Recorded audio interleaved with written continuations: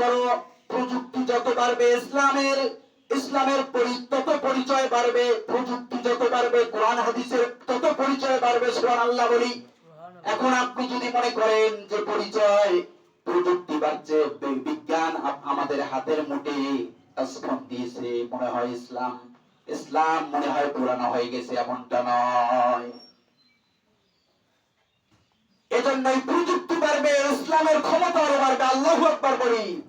আপনি ভালো কিছু পোস্ট করেন, মসজিদের ছবি পোস্ট করেন, ইসলামিক গান পোস্ট করেন, কোরআনের আয়াত পোস্ট করেন, সব আছে না নাই? আল্লাহু আকবার বলি। কিন্তু আপনি যদি একটা গান এর সাথে বাজনা সেট করে যদি আপনি পোস্ট করেন, তাহলে আপনার গোনা আপনার কপালে আছে না নাই? এই জন্যই আপনাকে আমাকে সব দিক থেকে ইহুদি খ্রিস্টান নাসারা ঈমান নষ্ট করার জন্য তারা মোবাইল বাড়ি করেছে, ইন্টারনেট, ফেসবুক, টিকটক বাড়ি করেছে, কিন্তু আমরা মুসলমান ঈমান বাঁচানোর জন্য ওই টিকটকে কোরআনের আয়াত ঢুকে দেব। আল্লাহু আকবার বলি। ওই ফেসবুকে আপনি আমি ইসলামিক গান ঢুকে দেব, কোরআনের আয়াত ঢুকে দেব, সৎ কাজে আদেশ, তা'মুরুনা বিল মারুফ ওয়া তানহাউনা আনিল মুনকার, ভালো ভালো কাজ ওই ফেসবুকে আমরা সেট করব, ঠিক কিনা? যুবক ভাইরা কথা বলে। কিন্তু এমন কিছু দিব না যার কারণে ঈমান আমারও শেষ, আরো 10 জন যারা মোবাইল চালাবে প্রত্যেকের শেষ হয়, এমন কিছু করা যাবে না। কারণ আমরা ভয় করি কাকে? আল্লাহকে। এই অশ্লীলতার জগতে যারা একবার প্রবেশ করবে তাদের বাইরে হওয়া খুবই কঠিন। তবে আল্লাহ রাব্বুল আলামিন পবিত্র কোরআনুল কারীমে বলেন, ইন্নাস সালাতা তানহা আনিল ফাহশাই ওয়াল মুনকার। আল্লাহু আকবার বলি।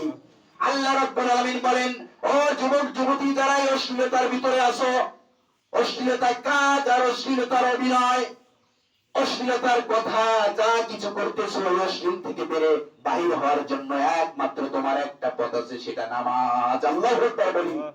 এই নামাজ আল্লাহ রাব্বুল আলামিন গ্যারান্টি দিতেছেন, নিশ্চয় নামাজ মানুষকে অশ্লীল বেহাপন্ন খারাপ কাজ থেকে রক্ষা করবে। আল্লাহু আকবার বলি। কার কথা? জোরে বলি, কার কথা? আল্লাহর কথা। একটু জোরে বলি, কার? আল্লাহর কথা। আল্লাহ গ্যারান্টি দিতেছেন, অশ্লীল কাজে যারা লিপ্ত আছেন তারা বেরিয়ে আসবেন একমাত্র পন্থা নামাজের মাধ্যমে। আল্লাহু আকবার বলি।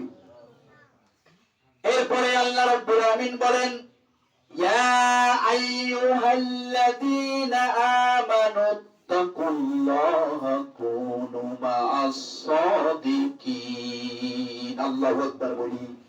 আল্লাহ রাব্বুল আলামিন বলেন, ও মুমিন মুসলমান নরনারী, তোমরা জেনে রাখো, আমি আল্লাহকে ভয় করো, অশ্লীল কাজ ছেড়ে দাও, বেয়াপূর্ণ খারাপ কাজ ছেড়ে দাও, আমি আল্লাহকে ভয় করো।